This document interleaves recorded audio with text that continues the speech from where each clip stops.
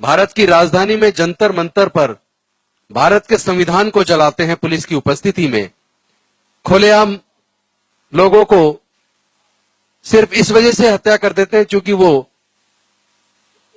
अनुसूचित जाति जनजाति से है या माइनॉरिटी से है। तो ये जो भय का वातावरण देश में बन गया है, ये जो पूरे देश में जो तानाशाही का वातावरण बन गया है, ये किसी भी देश के लिए अच्छा नहीं है।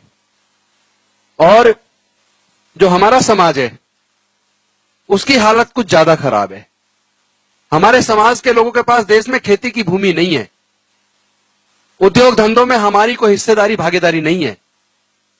कोई एका दुका आदमी मिलता है। मुझे सच में दिल में आज अपने जीवन में बहुत बड़ी खुशी हुई यहां आने के बाद कि चलो हमारे समाज के किसी व्यक्ति का तो एक इस तरह का होटल है।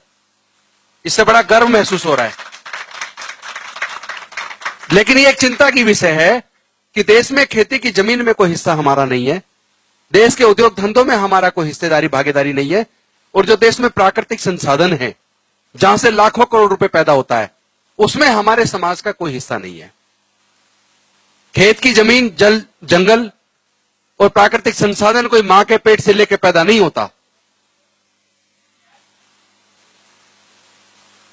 ये संसाधन देश की संपत्ति है, लेकिन इन पे चंद कुछ लोगों का कब्जा है। तो ऐसे हालात में जब सुप्रीम कोर्ट और हाई कोर्ट के सारे जजेस उन्हीं के लोग हों जो लोग हमारा हजारों साल से शोषण करते आए हैं,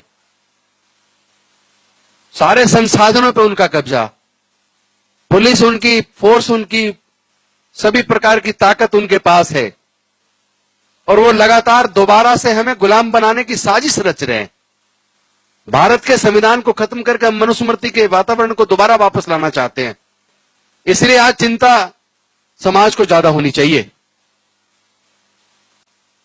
हमारे नेता रिप्रेजेंट करते हैं पूरी सोसाइटी को, रिजर्व सीट से जीत के जाते हैं, एमपी बनते हैं, एमएलए बनते हैं, मिनिस्टर बनते हैं, लेकिन उसके बाद जीतने के बाद जब सत्ता में पहुंच जाते हैं किसी की इतनी हिम्मत नहीं है कि अपने समाज के दुख दर्द को संसद के अंदर, विधानसभाओं के अंदर रख सके।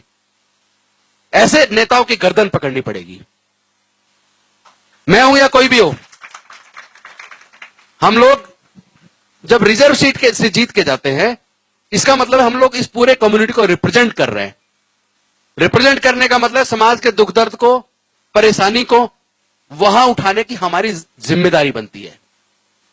और अगर उस जिम्मेदारी को हम नहीं निभा रहे हैं तो पूरे समाज के साथ हम धोखा कर रहे हैं, और धोखा करने वालों के साथ जो सलूक होना चाहिए वो हमारे समाज के लोग वो सलूक नहीं करते। मंचों पर बुला के उनको माला पहनाते हैं, खूब आओ भगत करते हैं, लेकिन क्या वो उस आओ भगत के लायक हैं? क्या उनको समाज के दुख दर्द नजर नहीं आते? हालात बहुत ज्यादा खराब है। अगर सुप्रीम कोर्ट के अंदर जज बैठ के अपने निर्णय के अंदर अगर वेदों का जिक्र करे तो क्या न्याय मिलेगा? अगर राजस्थान के हाई कोर्ट के अंदर डॉक्टर बाबा साहेब अंबेडकर जिन्होंने देश का संविधान बनाया, जिससे देश चल रहा है, बाबा साहेब की मूर्ति के बजाय मनुस्मृति को स्थापित करें तो उस कोर्ट से क्या न्याय की उम्मीद की जाएगी? हमारे पास तो ढंग का सुप्रीम कोर्ट में एक वकील भी नहीं है जो समाज के केस को मजबूती से लड़ सके, रख सके अपनी बात को। हमारी जो बेस्ट जो ब्रेन है समाज का, जो क्रीम है, वो अपने बच्चों को आईएएस आईपीएस बनाना चाहते हैं, डॉक्टर इंजीनियर बनाना चाहते हैं, लेकिन ये दुख की बात है इस समाज में से आज भी, चाहे कोई कितना ही आगे क्यों ना अपने सोचते हम बढ़ गए, आज भी कोई ये नहीं कहता मैं अपने बच्चों को वकील बनाऊंगा। हमें अच्छे वकीलों की जरूरत है जो सुप्रीम कोर्ट के अंदर, हाई कोर्ट के अंदर हमारे समाज के मुद्दों को मजबूती के साथ लड़ सके, समाज की बात को रख सके। आरक्षण धीरे धीरे खत्म हो रहा है, सिकुड़ रहा है। शिक्षा इतनी महंगी हो गई है, प्राइवेट स्कूलों में कितने लोगों को पढ़ा पाएंगे? हमारे टोटल समाज में से 99% लोग अपने बच्चों को अच्छे पब्लिक स्कूलों में नहीं पढ़ा सकते। इसी की जरूरत है। अगर हमने ए से अंबेडकर और बी से बुद्ध पढ़ा दिया फिर लड़ने की जरूरत नहीं पड़ेगी। अभी तो यह एहसास करने की जरूरत है कि जितना भी ये अनुसूचित जाति जनजाति के लोग हैं, अति पिछड़े वर्ग के लोग हैं, और मुस्लिमों में 70%, नहीं 90%, सिखों में 70%, ईसाइयों में 100%, इन सब का अगर ब्लड के नमूने ले लिए जाएं और डीएनए जांच कराई जाए तो पता लगेगा सबका खून एक है। उन्होंने हमें छोटी छोटी जातियों में बांटा, तब मजबूरी थी, लेकिन आज कोई मजबूरी नहीं है। आज हम क्यों छोटी छोटी जातियों में बटे हुए हैं? क्या हम छोटी छोटी जातियों में बट के इस लड़ाई को लड़ सकते हैं? जीत पाएंगे? जिनके पास सारे संसाधन हैं, इंडस्ट्रीज भी उनके पास है, सुप्रीम हाई कोर्ट के जजेस भी सब उन्हीं के हैं, सारे गवर्नमेंट ऑफ इंडिया के सेक्रेटरीज उनके जो पॉलिसी बनाते हैं, पुलिस प्रशासन सब उनका है। जब चाहे क्रश कर देंगे हमें। उनसे अगर जीतना इस लड़ाई में, इस न्याय की लड़ाई में जीतने का एक ही रास्ता है, वो है हम सारी छोटी छोटी जातियों को एकजुट करके एक नए समाज का निर्माण करें। जाति तोड़ो, समाज जोड़ो। अगर कोई पूछे तुम्हारी क्या जाति है, अंबेडकरवादी। अंबेडकरवाद के अंदर इतनी ताकत है। मुझे आज याद आ रहा है, अभी पिछले कुछ ही दिनों पहले इंदिरा गांधी एयरपोर्ट पे केंद्र सरकार के, केंद्र की जो पार्टी सत्ता में है, उसके एक सांसद थे वहां बरखा दत्त उनको मिल गई, जो एनडीटीवी की एक बड़ी रिपोर्टर है।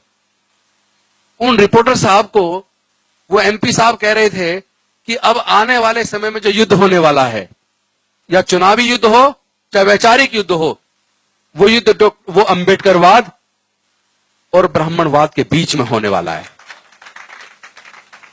इस युद्ध को अगर आप पैसे के से लड़ेंगे, हथियारों से लड़ेंगे, ताकत से लड़ेंगे, तो जीत नहीं पाएंगे। इससे विचार से जीत सकते हैं।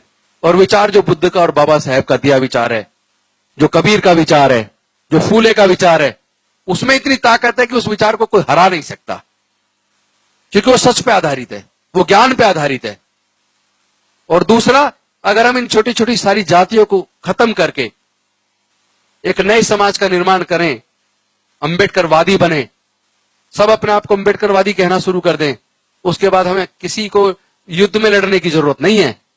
न्याय के लिए लड़ाई लड़ने की जरूरत नहीं पड़ेगी, न्याय तो अपने आप मिल जाएगा। हमें सिर्फ एकजुट होने की जरूरत।